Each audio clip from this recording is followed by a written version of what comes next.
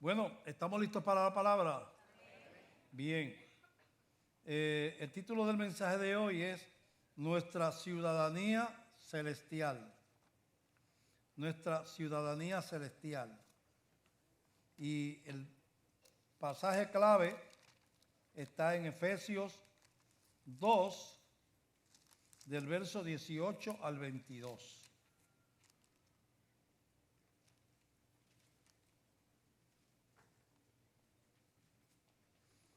Efesios 2, 18 al 22. Nos ponemos de pie para leer la palabra. El título, Nuestra ciudadanía celestial. Dice así, Efesios 2, 18 al 22. Porque por medio de Él es Jesucristo, por medio de Cristo, ¿verdad? Por medio de Él, los unos y los otros tenemos entrada por un mismo espíritu al Padre. Así que ya no sois extranjeros ni advenedizos, sino conciudadanos de los santos y miembros de la familia de Dios, edificados sobre el fundamento de los apóstoles y profetas, siendo la principal piedra del ángulo Jesucristo mismo, en quien todo el edificio bien coordinado va creciendo para ser un templo santo en el Señor, en quien vosotros también sois juntamente edificados para morada de Dios en el Espíritu. Así que somos miembros tenemos esa ciudadanía celestial, estamos edificados sobre el fundamento de Cristo, los apóstoles, los profetas, siendo Cristo la principal piedra del ángulo, y somos miembros de la familia de Dios. Tenemos una ciudadanía celestial. O sea, los cristianos no tienen un lugar celestial cuando se mueren. En la mente de Dios, los elegidos, ya Él los conoce quiénes son.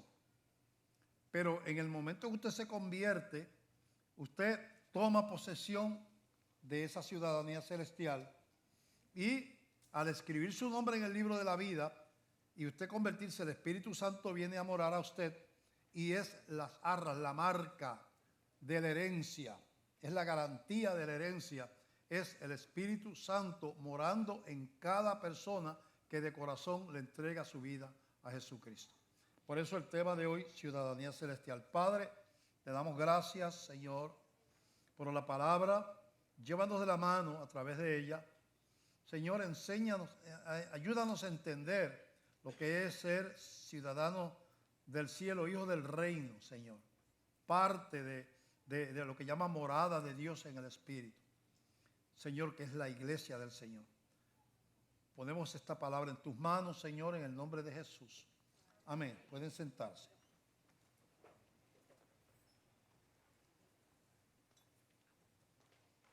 Primero, ¿qué es una ciudadanía adquirida?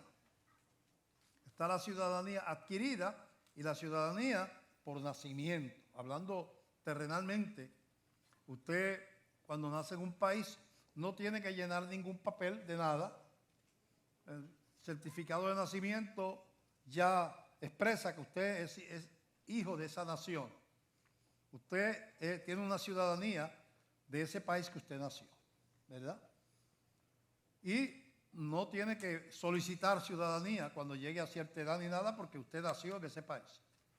Pero cuando usted quiere hacerse ciudadano de un país que no es el que usted nació, usted tiene que pasar por un proceso de solicitar ciudadanía en ese país, y el país que lo va a evaluar a usted como ciudadano o futuro ciudadano tiene la potestad de aceptar su solicitud de ciudadanía o rechazarla, porque esa ciudadanía no es suya por nacimiento, es suya por adopción, ¿verdad? Suya por adopción.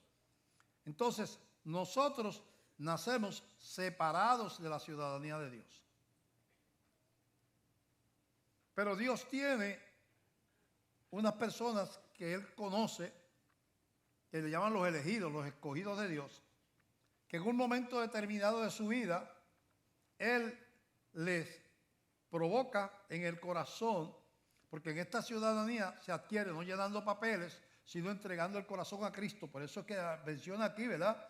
Porque por medio de Él, de Cristo, los unos y los otros tenemos entrada por el mismo Espíritu al Padre. ¿Por medio de quién? Por medio de Jesús. ¿Quién pagó el precio de nuestros pecados? Cristo. ¿Quién es el único que nos puede perdonar? Cristo. ¿Quién es el único que nos puede dar vida? Cristo por medio del Espíritu Santo. O sea que entonces la ciudadanía celestial nuestra ocurre en el momento que usted, siendo un elegido de Dios, el Espíritu Santo le cambia el corazón. Eso no ocurre en la gente que no son elegidos de Dios. No pueden entender, no creen, no pueden abrir su corazón. A veces la predicación les produce burla, les produce ira, les produce indiferencia. Todas esas cosas, menos fe. Porque la fe tiene que venir por un cambio de corazón. Y el único que puede cambiar un corazón es el Espíritu Santo. Así que esa es una ciudadanía celestial. Los ciudadanos tienen deberes para el país que ellos se hacen miembros o que usted nace. Hay cosas que son obligatorias en un país. Por ejemplo, usted no puede decir, bueno, yo vivo en Puerto Rico, pero yo trabajo, pero yo no voy a pagar contribuciones. Yo gano buen dinero, pero no estoy de acuerdo con el gobierno. Por ejemplo, no estoy de acuerdo, no creo que están administrando bien el dinero allá arriba. Cosa que se rique, porque aquí nunca nadie se ha robado un centavo en el gobierno en la historia de este país. Así que yo no confío en este gobierno y por lo tanto yo no voy a pagar contribuciones. Bueno, pues usted está preso.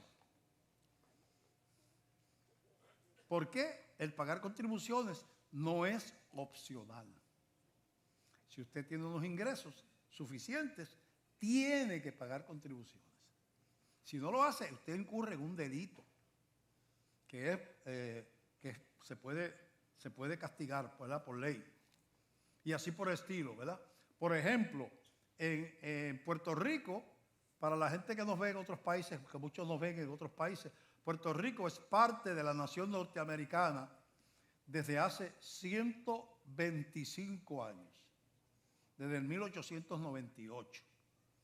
Y somos ciudadanos desde creo que el 17 o algo así, de 1917, hace 106 años que somos ciudadanos norteamericanos de nacimiento. Pues nosotros tenemos que ir cuando hay una guerra declarada, los puertorriqueños y norteamericanos que están en la edad correcta, ¿verdad?, tienen la obligación, se viene el servicio obligatorio. Ahora tú vas al ejército en este tiempo, que no es de guerra, si tú quieres, voluntario. Si no quieres, no vas, porque no hay guerra. Pero en la Segunda Guerra Mundial, en la guerra de Corea y creo que en la de Vietnam, se impuso el servicio militar obligatorio. Quiere decir que tú recibías una carta, si tenías la edad, ¿verdad?, después de los 18 años, recibes una carta del servicio militar que tienes que reportarte a tal sitio, a Buchanan o a Fort Brooke o a donde fuera, para examen. Y si pasaba los exámenes, entonces era para ingreso. Tu opinión no importaba un comino porque es servicio militar que obligatorio. Así que las ciudadanías tienen requisitos y vamos a hablar también de eso, ¿qué implica ser ciudadano del cielo? Porque la Biblia nos habla de demandas y requisitos, ¿verdad? No para salvarse, eso es por gracia, pero demandas de obediencia para los hijos del reino, de cosas que el Señor nos pide que hagamos. Y también hay cosas que nos pide que no hagamos, ¿verdad? Así que de eso vamos a hablar más adelante. Que la ciudadanía implica responsabilidades y deberes y compromiso y todas esas cosas. Así que también hay los ciudadanos y los hijos de perdición. Filipenses capítulo 3. Filipenses capítulo 3, verso 18 al 21.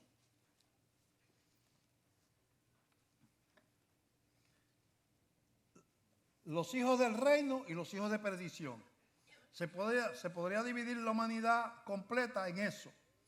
Los hijos del reino, los que sí se convierten a Cristo, los que son hijos de Dios, y los hijos de perdición, que son el resto de la humanidad, los que no lo hacen, ¿verdad? Dice así, porque por ahí andan muchos, de los cuales os dije muchas veces, y aún ahora lo digo llorando, que son enemigos de la cruz de Cristo. Ay, si fuéramos a hablar de eso aquí, eso es un mensaje para estar predicando un mes. ¿Cuántos enemigos de la cruz de Cristo hay en este tiempo? En todos los países y en los países del mundo occidental, ya eso está cada día más fuerte y más fuerte y más fuerte. Antagonismo a la palabra, antagonismo a la iglesia, antagonismo a las personas cristianas, persecución, bullying a los estudiantes cristianos en las universidades, burlas, querer obligar a cristianos a enviar a sus hijos para que los entrenen en contra de sus creencias cristianas por obligación. Y ya eso existe en muchos países de Occidente. Aunque tú no estés de acuerdo que le van a enseñar porque tú lo consideras inmoral, el gobierno te dice en esos países, y ya está pasando en Estados Unidos, en Canadá, en otros países, o lo envías o te metemos preso. Pero es que le van a cambiar la mente a mi hijo. Yo creo que eso que ustedes están enseñando es pecado. No, pero el Estado cree que todo el mundo tiene que aprender esto que nosotros creemos. Y obligado, ¿ve? Entonces aquí dice, son enemigos de la cruz de Cristo. Son enemigos de la cruz de Cristo. Hemos tenido que lidiar aquí de parte de los gobernantes de Puerto Rico y la legislatura, las iglesias, casi siempre estamos en guerra contra algo, luchando en contra de algo. Ahora mismo hay un nombramiento que es funesto para Puerto Rico y para la iglesia del Señor, para la Procuraduría de la Mujer. Pero funesto, una activista anticristiana. Y esa es la persona que el gobernador nomina para esa posición. Y hay una lucha allí. ¿Por qué? Porque los principios cristianos por naturaleza son antipáticos a la gente que vive por los principios del mundo, porque hay una colisión. Los principios del mundo, lo que el mundo quiere que la iglesia acepte y lo que la iglesia acepta, no caminan así. Caminan así, en choque, ¿verdad? Bueno, entonces, vamos a seguir leyendo. Porque por ahí andan muchos, los cuales os dije muchas veces, y aún ahora lo digo llorando, que son enemigos de la cruz de Cristo, el fin de los cuales será perdición, cuyo Dios es el vientre y cuya gloria es su vergüenza, que solo piensan en lo terrenal. Mas nuestra ciudadanía está en los cielos, de donde también esperamos al Salvador, al Señor Jesucristo. Hay poder, un lado y el otro. Los enemigos de la cruz de Cristo, los que no son y los que son ciudadanos del cielo. Nuestra ciudadanía está ¿dónde? En los cielos. Eso es bien importante internalizarlo, es fácil decirlo. Pero hacerlo vida, no es lo mismo decir y leer unas palabras en la Biblia que hacerlas vida aquí, que es la meta de la Biblia, hacerlas vida. Yo entiendo lo que dice, mi ciudadanía está en los cielos. Espérate, yo me tengo que detener, no seguir leyendo. No, espérate, ¿qué quiere decir eso? Sí, yo vivo en Puerto Rico, o vivo en Alemania, vivo en Francia, vivo en Chile, soy cristiano, pero aunque yo vivo aquí, mi ciudadanía está allá. ¿Qué quiere decir eso? ¿Por qué la Biblia dice eso? Porque yo soy ciudadano de este país, pero eso es una ciudadanía temporal. ¿Por qué? Porque los muertos no tienen ciudadanía en ningún lugar. Los muertos físicamente hablando, terminan su vida en la tierra. Pero la ciudadanía celestial es para siempre. Jesucristo le dijo a los discípulos, los vio tristes, porque él les dijo que tenía que morir, y los vio tristes, y dice, no se turbe vuestro corazón, creen en Dios, crean también en mí. En la casa de mi Padre muchas moradas hay. Si así no fuera, yo se lo hubiera dicho. Voy pues a preparar lugar para ustedes, y cuando me vaya y les prepare el lugar, vendré otra vez y los tomaré a mí mismo, para que donde yo estoy, ustedes estén conmigo. Yo voy a prepararles un lugar, no tengan miedo. Los van a perseguir, hasta los van a matar. Pero esta no es su ciudadanía. Usted es un transeúnte. Usted está pasando por este mundo. Pero este no es su destino final. Usted tiene una morada. Pero esa ciudadanía no es allá, empieza acá. Cuando usted le entrega su vida a Cristo, ya usted tiene la ciudadanía celestial.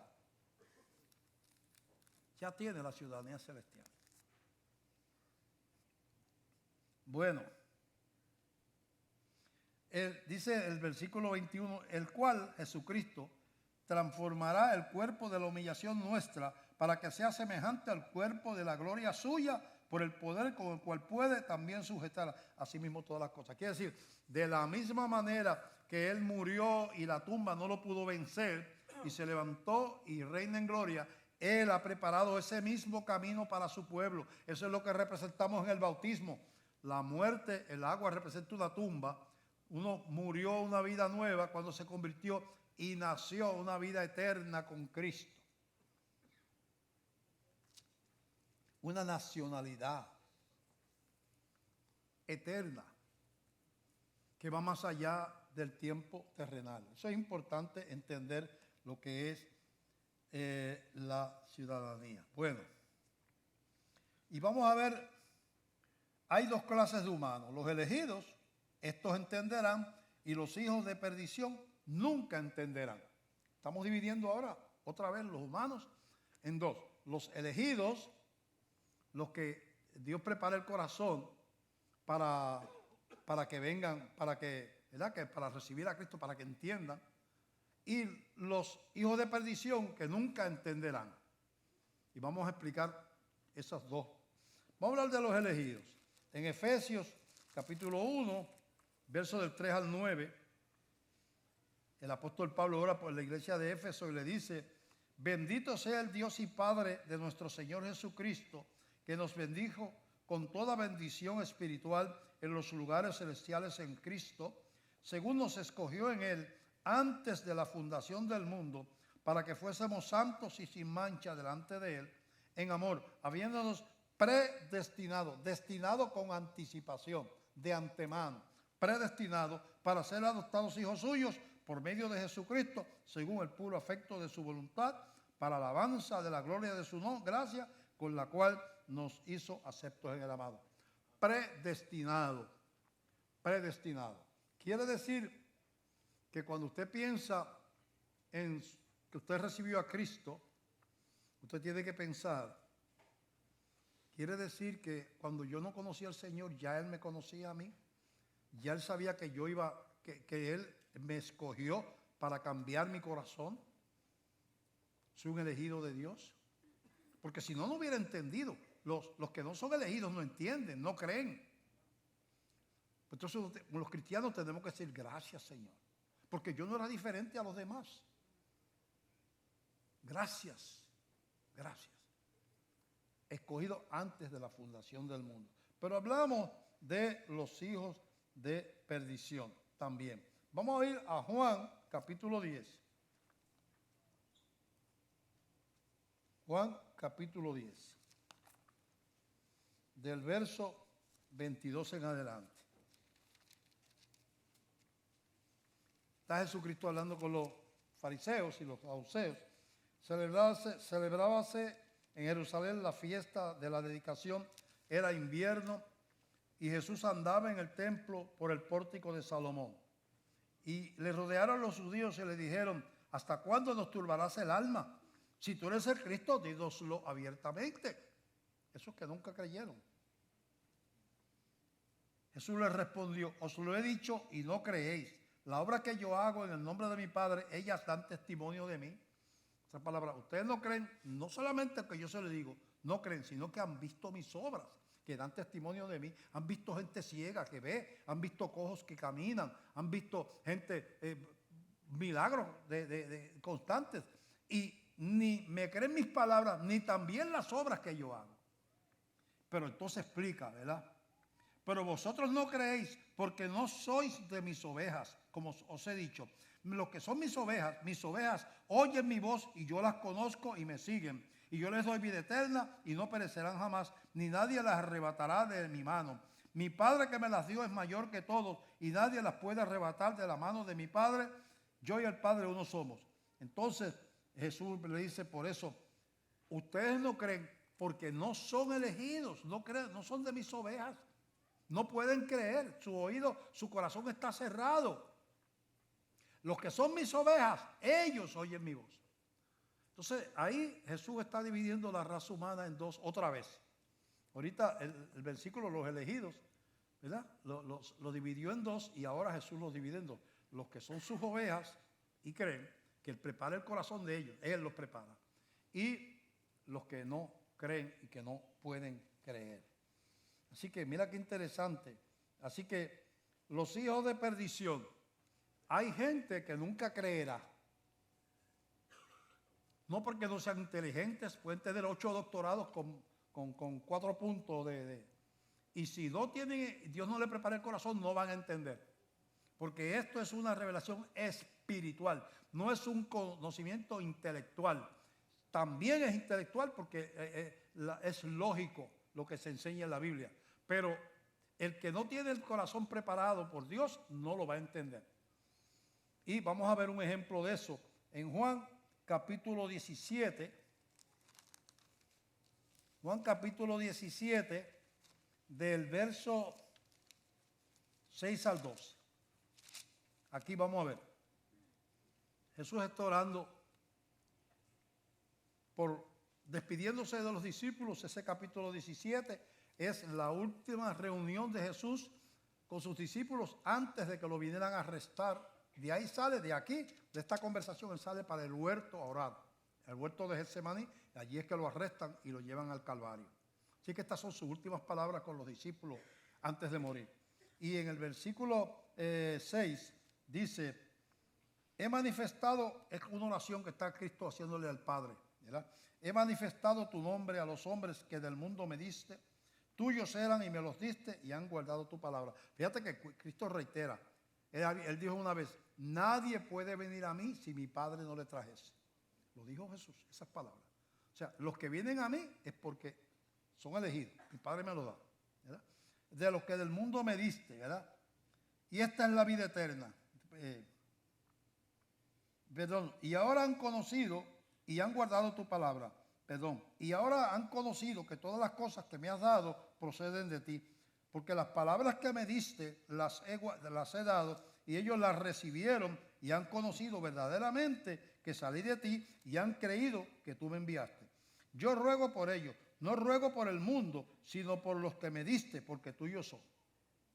Entonces está diciendo, no ruego por todo el mundo porque no todos son tuyos, solamente los que me diste. Y todo lo mío es tuyo y lo tuyo mío, y he sido glorificado en ellos. Y ya no estoy en el mundo, mas a estos están en el mundo y yo voy a ti. Padre Santo, a los que me has dado, guárdalos en tu nombre, para que sean uno, así como nosotros. Cuando estaba con ellos en el mundo, yo los guardaba en tu nombre. A los que me diste, yo los guardé, y ninguno de ellos se perdió, sino ¿cuál? El hijo de perdición, para que la escritura se cumpliese. Jesucristo no se equivocó cuando cogió a Judas, no se equivocaba nunca. Es que la profecía decía que lo iba a entregar uno de los suyos, y decía por las 30 monedas de plata, o sea, decía hasta por la cantidad. En el antiguo pacto se profetizaba que entre los discípulos tenía que haber un traidor. Así que Jesús, cuando cogió a Judas, dijo, el padre dijo, mira, aquel es hijo del diablo, pero tiene que estar contigo. Jesucristo todo el tiempo, en un tiempo le dice, no estáis ustedes conmigo, y hay uno de ustedes que es diablo. Así mismo le dijo Jesús. Estaba hablando de Judas. No era que era el diablo, era hijo del diablo. Entonces yo quiero que usted analice esto. Judas estuvo con Cristo desde el principio, era uno de los 12. Quiere decir que cuando estaba la barca en el medio del mar de Galilea, en una tormenta, y ellos ven a Jesús venir caminando por encima del agua, Judas estaba allí. Y él vio a Jesús caminar sobre el agua. Pero no creyó, porque lo está entregando, porque era hijo de perdición. Cuando estaban en el campo predicando, estaba Jesús con los discípulos, y hay una multitud de 5,000 personas que se reúnen y no tienen que comer, y Jesús dice, denle de comer, y dice, es que lo que hay es un muchachito que tiene unos cuantos pececitos y que es su almuercito, y 2 o 3 pedacitos de pan que la mamá le dio a un muchachito para que coma aquí, pues tráigame ese poquito de, está bien, con eso basta. 5,000 personas, y empieza Jesús y saca pan de la canastita, y saca pan, y reparte pan, y los 5,000 comieron, y saca pescado, los 3 pececitos que había, lo que fuera, y saca pescado, y los 5,000 comieron pescado, y sobraron unas canastas llenas de pan y de peces. Y Judas estaba allí. Posiblemente, cuando aquel hombre paralítico, que estaba Jesús hablando en el centro de una casa, que es muy, en esa cultura ahí y en ciertos lugares, había como un patio interior. De hecho, nosotros lo vimos eso. Muchas de las casas que vimos en Pompeya, que estuvimos en Pompeya, allá en la falda del Vesubio, el volcán Vesubio hizo erupción en el año 79 después de Cristo y arropó con fuego piroclástico, se llama eso, un fuego, una ola de fuego que baja, y con cenizas, y las cubrió. Y allí hay cadáveres que están así como quedaron así, ¿verdad? Pero se enterraron. Y entonces uno va, está lleno de turismo aquello allí. Se enterró a Pompeya y Herculano, que es otra, perdonando el nombre, es otro nombre de...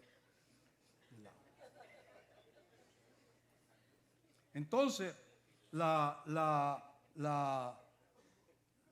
realidad es que tú ves ese patio interior en muchas casas y ahí tenían baños, ¿verdad? Era un espacio que no tenía techo. Y ahí habían baños y cosas y ahí a veces había como una terraza así, y ahí está Jesús, una multitud, está allí predicando. Hay un hombre paralítico que se entera que Jesucristo está allí. Él dice, llévenme allá porque este es el que me puede sanar. Y los amigos, consigue quizás 4 amigos porque era una camilla, ¿verdad? 4 amigos que lo llevan. Cuando llegan a la puerta, una multitud que no había quién va a entrar, no podía entrar la gente, va a entrar una camilla con paralítico. Pero ellos eran buenos amigos y se inventan algo. Se van por el lado de la casa, se consiguen sogas, se trepan al techo de la casa, jalan al paralítico, lo suben al techo y como hay un espacio en el medio que era donde estaba Jesucristo, van allí y le empiezan cuando la gente mira, ven bajando una camilla así. Y Jesús le dice a ese hombre que ve su fe, le dice, levántate, toma tu camilla y vete. Y el paralítico brinca, agarra la camilla y se echa al hombro y sigue caminando. Y Judas estaba allí, porque estaban los discípulos. Posiblemente, cuando los discípulos andaban con Cristo para todas partes, posiblemente cuando Cristo le dijo a Lázaro que llevaba 4 días de muerto, estaba apestoso, ya podrido, dice, Lázaro, sal fuera. Judas estaba allí y Lázaro salió vivo.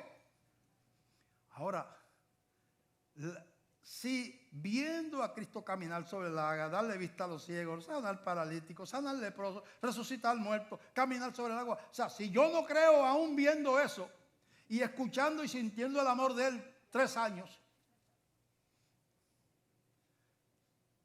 eso demuestra otro principio que es, el primero es, solamente los elegidos vendrán a Dios, porque los demás no entenderán. El otro principio es lo contrario, los hijos de perdición nunca podrán entender. Vamos a ver eso confirmado en otro versículo bíblico. A mí me gusta confirmar las cosas con la Escritura. Ok. Dice aquí. Ok.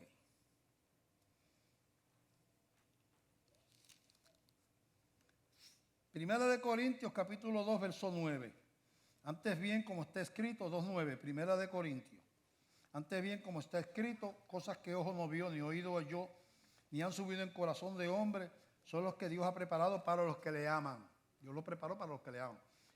Pero Dios nos las reveló a nosotros por el Espíritu. a nosotros, no dice a todo el mundo, a nosotros. Porque el Espíritu todo lo escudriña, aún lo profundo de Dios. Porque ¿quién de los hombres sabe las cosas del hombre, sino el Espíritu del hombre que está en él? Así tampoco nadie conoció las cosas de Dios, sino el Espíritu de Dios. Así que si Dios no se revela por la mente natural, no vas a conocerlo. Y nosotros no hemos recibido el Espíritu del mundo, sino el Espíritu que proviene de Dios, para que sepamos lo que Dios nos ha concedido. Lo cual también hablamos, no con palabras enseñadas por sabiduría humana, sino con las que enseña el Espíritu, acomodando lo espiritual a lo espiritual. Ahora viene a hablar de los hijos de perdición. Los hijos de perdición le llaman aquí el hombre natural, el hombre que no tiene el toque de Dios. El hombre natural tiene solamente su intelecto normal, pero el toque espiritual no lo tiene. Pero el hombre natural no percibe las cosas que son del Espíritu de Dios, porque para él son locura y no las puede entender, porque se han de discernir espiritualmente. En cambio, el espiritual juzga todas las cosas, pero él no es juzgado de nadie. O sea, el hombre natural no puede entender, no es que no quiere, es que no puede entender. O sea, vamos a ponerlo de esta manera. De la única manera que un ser humano es capaz de entender las cosas del Espíritu y entender las cosas del reino de Dios es por iluminación de allá arriba.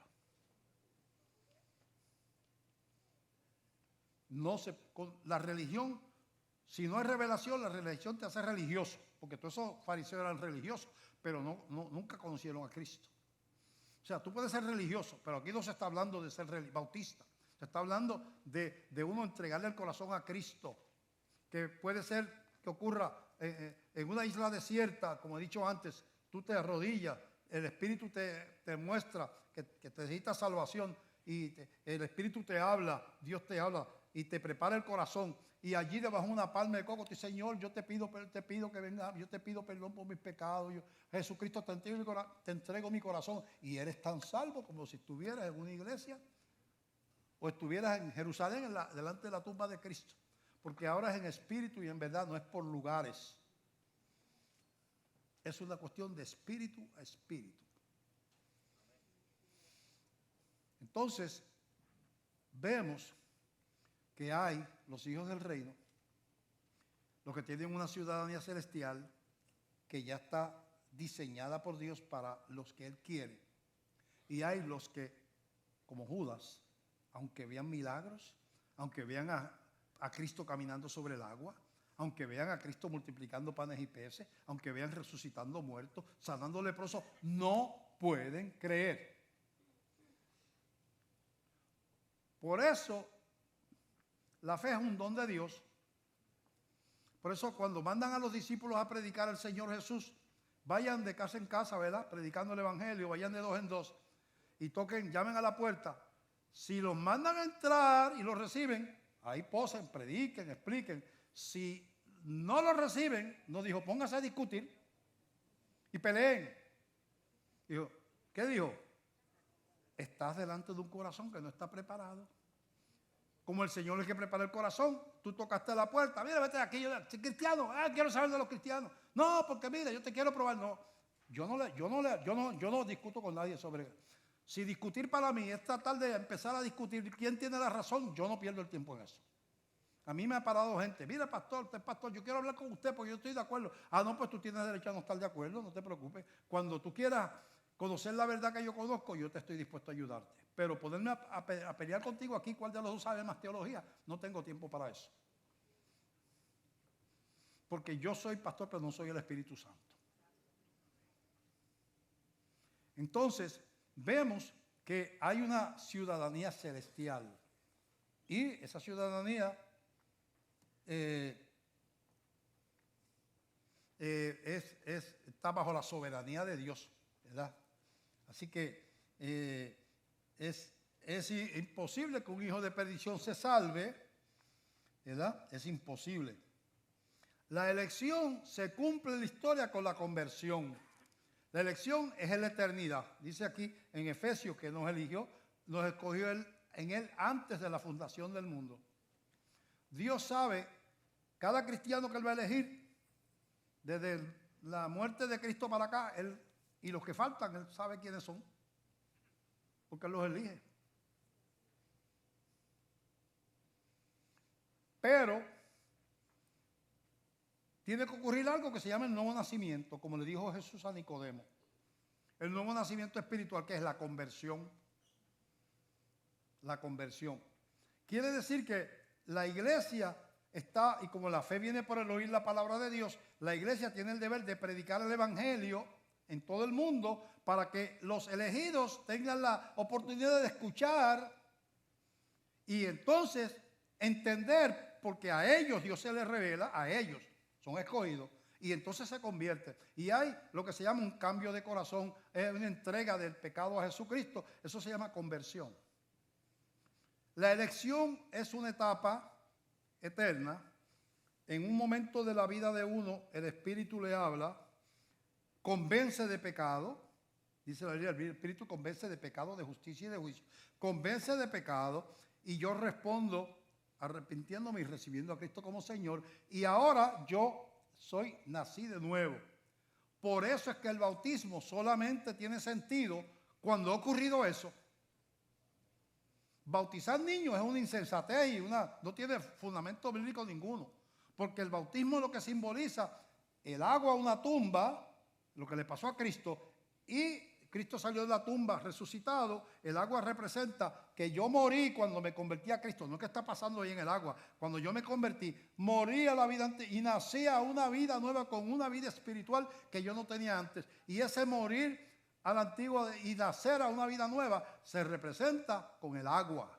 El agua realmente lo que simboliza es una tumba, una sepultura. Pero tú no sepultas a nadie echándole un poquito de tierra en la cabeza. Así que con un chojito de agua en la cabeza, eso no representa una tumba. Entonces, eso son cosas que se han ido degenerando, porque la misma palabra bautizo en el griego quiere decir hundir o sumergir, que es de donde viene la palabra bautismo.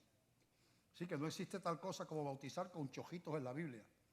Hay que hundirlo, meterlo en el agua. Bueno, eso no cambia. Pero entonces estamos hablando de una nueva nacionalidad. Una nueva nacionalidad tiene que entonces unas nuevas responsabilidades. Hay algunas verdades que tenemos que antes de conocer esos deberes. Primero, es imposible que un elegido de Dios muera antes de convertirse. Porque el fallo no sería del elegido, el fallo sería de Dios. Y Dios no falla. O sea, Dios eligió una persona y nunca se convirtió. Entonces Dios se equivocó. Así que un elegido de Dios puede ser que se convierta solo y nadie lo sepa. Me dice, pastor, yo no sé si mi papá se convirtió. Yo digo, bueno, yo tampoco lo sé porque hay gente que está en el lecho de muerte. No, para tú convertirte no tienes que tener un pastor al lado ni un nadie que esté contigo. Tú puedes estar solo. Y tú de momento el Espíritu te da la convicción, Señor, yo he caminado sin ti toda la vida. Se está muriendo, le quedan media hora de vida. Señor, yo te entrego mi vida, perdóname. Como hizo el ladrón de la cruz. El ladrón de la cruz no se bajó de la cruz a devolverle el dinero a nadie. No le pudo pedir perdón a los que él le robó, los que golpeó para robarle. Solamente le dijo, Señor, acuérdate de mí cuando vengas en tu reino. Él se convirtió. Jesús dijo, en verdad te digo que hoy estarás conmigo en el paraíso. Porque la salvación es por gracia.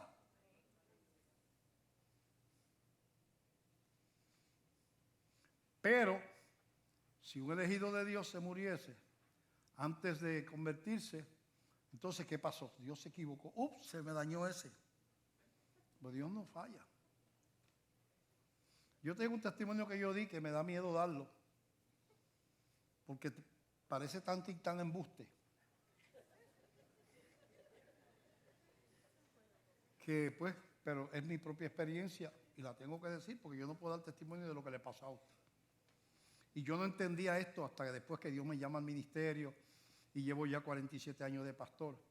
Yo entiendo que mi llamado Dios lo conocía desde antes de yo nacer. Y cuando yo era pequeño, 4, 5, 6 años, esto lo voy a decir, y pueden seguir diciendo que es embuste, que tampoco a mí me preocupa lo que ustedes dicen. En casa había un empleado, mi papá que le ayudaba a papi que tenía negocio, y había un carro en casa, y él iba a darle el carro para atrás. Yo me trepé en el bumper de atrás, me caí. Y ahora pueden decirle el embuste del pastor. Y yo les digo a ustedes que la rueda de atrás del carro me pasó por la cabeza y no me pasó nada. Mi mamá salió gritando porque ella vio de allá. Vi yo gritando y yo sentí cuando me bajó y se bajó. Joel dice que no es ningún milagro porque dice que esta cabeza aguanta hasta un tro. Yo no sé por qué tú das testimonio de eso, porque con la cabeza que tú tienes, si es un tro, yo también te lo creo. Me dice Joel. Pero yo le doy eso, usted lo digiere, lo desecha, lo esto y lo otro. Eso no es de la Biblia, así que eso no lo tenga como dogma, téngalo como testimonio. Yo no podía morir, porque a los 5 años yo no me había convertido, por supuesto. 5 o 6 años, no me acuerdo cuánto tenía. 4, 5, 6, no sé. No me podía morir, era imposible.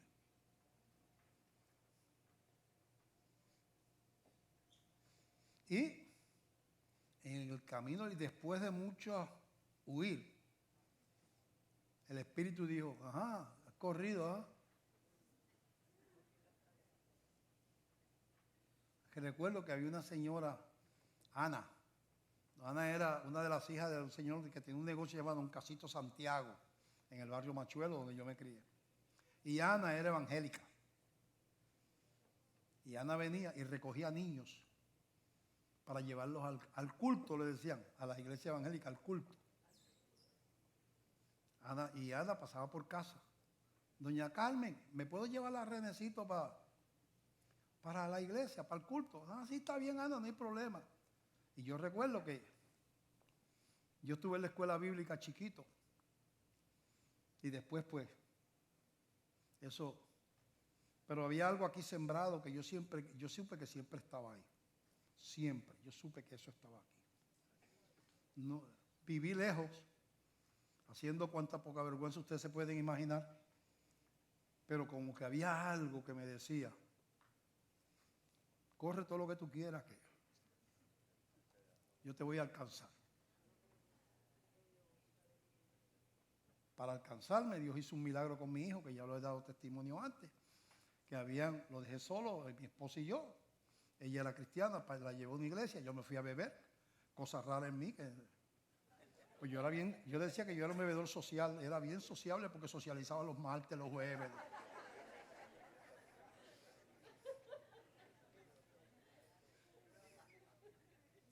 Y estando allá yo tomando, Dios me muestra que mi hijo está en peligro en casa, que estaba solo. Y después de yo luchar con eso, cruzo la ciudad, que no habían autopistas por el pueblo, para llegar de San Antonio a Glenview. Y habían unos hombres rompiendo la ventana de mi casa. Mi hijo estaba histérico adentro, ya los había visto. Se hizo sus necesidades encima. Yo tenía una escopeta, yo era cazador, una escopeta de verdad. Calibre 16 era aquella. Tenía 4 cartuchos abajo, no tenía ninguno, era de 5. No le tenía ninguno arriba para evitar que los muchachos fueran a bregar. Y tenía el seguro puesto, yo sabía que no la podían tocar, pero los ladrones la habían visto. Y ya habían separado la Miami para entrar. En ese momento yo llego. Me inquieté como 1 hora antes. Ellos no estaban ni cerca de allí. El único que sabía que ellos iban a estar allí era Dios. Y Dios me habla. Y Dios empieza a hablarme. Ella oraba mucho por mí. Empieza a hablarme. Yo te di a mi hijo. Y ahora te estoy salvando el tuyo. Mira a ver qué vas a hacer. Pues Dios es real. En esta iglesia creemos en un Dios que interviene en la historia del hombre ahora. No es un Dios de la historia, es el Dios vivo que todavía da dones a los hombres, hace milagros. Todavía puede resucitar muertos.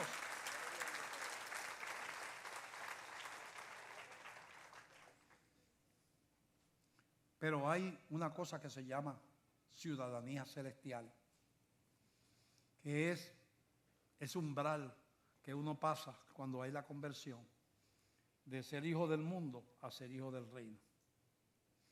Una nacionalidad espiritual, una ciudadanía celestial, que es el título de de este deseo. En 2 de Corintios, capítulo 5, del 1 al 10, dice lo siguiente. 2 de Corintios 5, del 1 al 10, dice lo siguiente. Porque sabemos que si nuestra morada terrestre, este tabernáculo, está hablando, esta morada terrestre es este cuerpo. Su espíritu tiene una morada, que es el cuerpo. Y su cuerpo tiene una morada, que es la tierra terrestre. Usted vive aquí, en este planeta. Si nuestra morada terrestre, este tabernáculo, refiriéndose al cuerpo, se deshiciere, pues, si te entierran y te mueres, te vas a deshacer, el cuerpo. Tenemos de Dios un edificio, una casa no hecha de manos, eterna en los cielos. Espérate.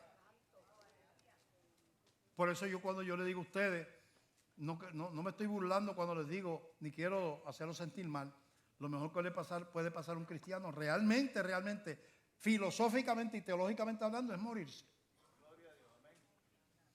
No le digo a usted que se vaya a morir a quitarse la vida porque eso es pecado.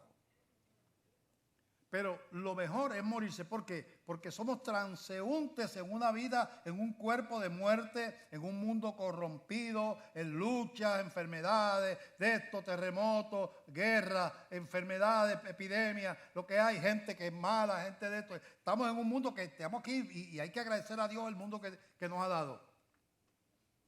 Pero yo tengo una morada eterna que es mi meta.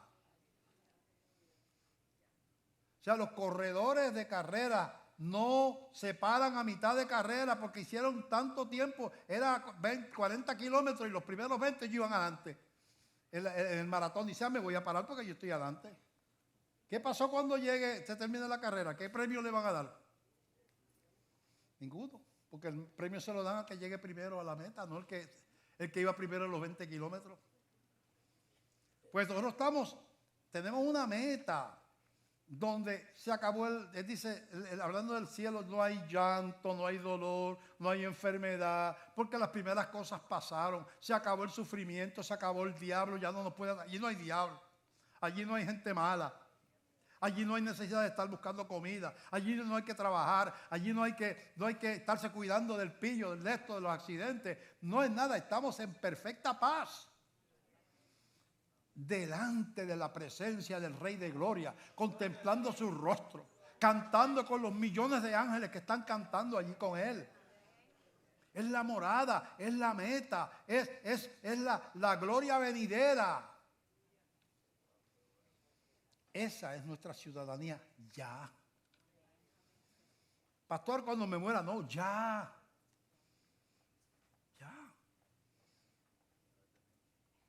Cuando tú eres hijo del rey, tú eres el heredero del trono. Todavía tú no estás en el trono porque el rey no se ha muerto. Pero ya todo el mundo en ese país imaginario sabe que hay un heredero del trono y es ese hijo. Pues aunque tú eres rey todavía, en un sentido ya tú eres rey porque esa posición es tuya. Legalmente tú eres el heredero del trono. Pues legalmente, hablando aquí como si tuviéramos una corte, legalmente esa morada de celestial es mía. Porque alguien pagó el precio para que yo tuviera una morada celestial. En la casa de mi padre muchas moradas hay. Si así no fuera, yo se lo hubiera dicho, voy a preparar lugar para ustedes. Y cuando me vaya y les prepare el lugar, vendré otra vez y los tomaré a mí mismo para que donde yo estoy, ustedes estén conmigo. ¿Cuántos van a estar allí con el Señor? ¡Aleluya! Tenemos una ciudadanía. Pero cuando usted tiene una ciudadanía, usted tiene también unas obligaciones. Ya lo dijimos al principio, ¿verdad? Y en la tierra, pues, la ciudadanía implica pagar los impuestos, obedecer las leyes del país. Un montón de cosas. En esta ciudadanía hay algunas cosas que son órdenes del que manda. Por ejemplo, esto es una orden. Aquí estamos llegando ya. Dice así.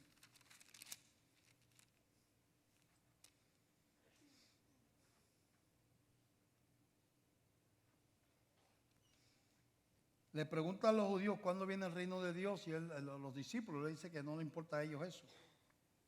Versículo 7 de Hechos 1, Hechos 1, 7. Y les dijo, no les toca a vosotros saber los tiempos o las sazones que el Padre puso en su sola potestad, pero recibiréis poder cuando haya venido sobre vosotros el Espíritu Santo y me seréis testigos en Jerusalén, en toda Judea, en Samaria y hasta lo último de la tierra. Y habiendo dicho estas cosas, se fue Jesús. El ser testigo, el testificar, es un mandato de Jesús para sus discípulos, para nosotros. ¿Cómo uno testifica? Uno testifica con su boca, hablándole a la gente, ¿verdad? Con amor. Pero uno testifica con sus acciones. Hay un testimonio que es la vida nuestra. A veces lo que hacemos grita más duro que lo que decimos. Porque si yo digo muchas cosas espirituales y la gente ve en mí una vida que no compagina con lo que yo digo, que soy un problema, que ofendo, que maltrato, que vivo una vida de pecado, de perdición, y después entonces cuando yo hablo de Cristo, la gente me mira así y dice, mira este. Ay, bendito, si ese es peor que yo. El que se tiene que convertir es Él. Así que cada cristiano tiene, no solamente, y cada iglesia, tenemos la responsabilidad de llevar la palabra hasta lo último de la tierra. Yo le doy gracias a Dios por esta congregación que ha entendido ese mandato. Por esos hermanos que están ahí en esa cafetería, que son un montón, sin cobrar un centavo, preparando miércoles y domingo almuerzo y comida y de desayuno para una congregación tan grande. Y que todo lo que produce esa cafetería, 100% va al campo misionero. Ni un centavo se queda en la iglesia, excepto lo que se usa para comprar las cosas para la próxima semana, los alimentos. Todo, creo que son más de 40 misioneros que sostienen la cafetería. Eso es parte de los misioneros de esta iglesia. Es un mandato. Si uno tiene la iglesia, si la iglesia bautista de Gremio tuviera todo lo que tenemos y no fuéramos una iglesia misionera y evangelística, estaríamos en desobediencia. No a la denominación, no, está en la Biblia como un mandato de Jesucristo, el ser testigos. La elección no elimina el compromiso de ser testigo. Cuando Cristo dijo eso, Él sabía lo que era la elección, porque Él fue el que mandó, Él fue el que inspiró la Escritura. No, tienen que ir y hablar en mi nombre. Y si no vas tú, envía a alguien que vaya. Eso es un deber. Tenemos el deber de cambiar de estilo de vida. El que esté en Cristo, que dice la Biblia, nueva criatura es. Las cosas viejas, ¿qué? Y aquí que todas son hechas nuevas. Hay cosas que tienen a uno amarrado, como estaba yo, con la bebida. Pero a veces son actitudes, a veces son otras cosas diferentes. A veces es la pornografía, a veces es el trato con los demás seres, la familia, los demás. Hay muchas maneras de pecar.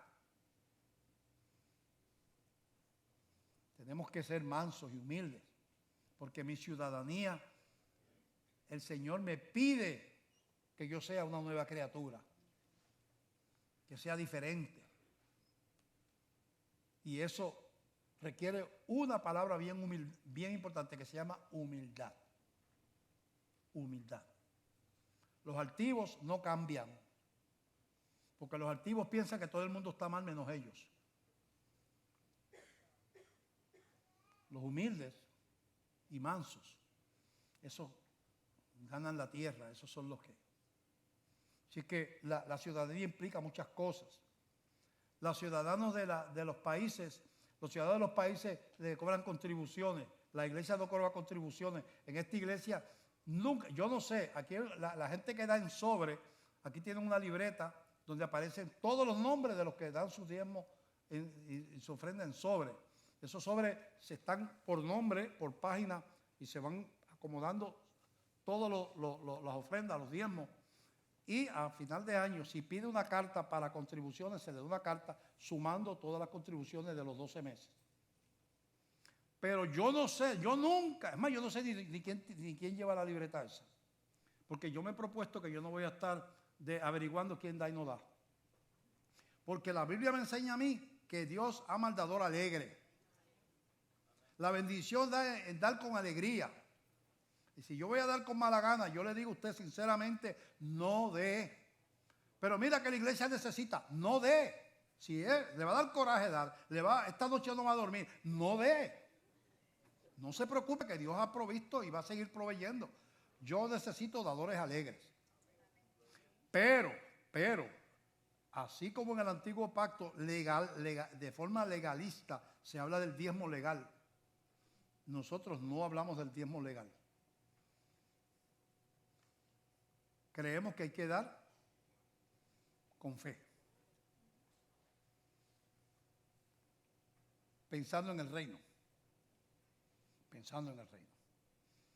Gracias a Dios que esta iglesia en este momento puede sostener, ¿cuántos misioneros son? 503 o 505, no me acuerdo. No está Jimmy ni está Joel, que son los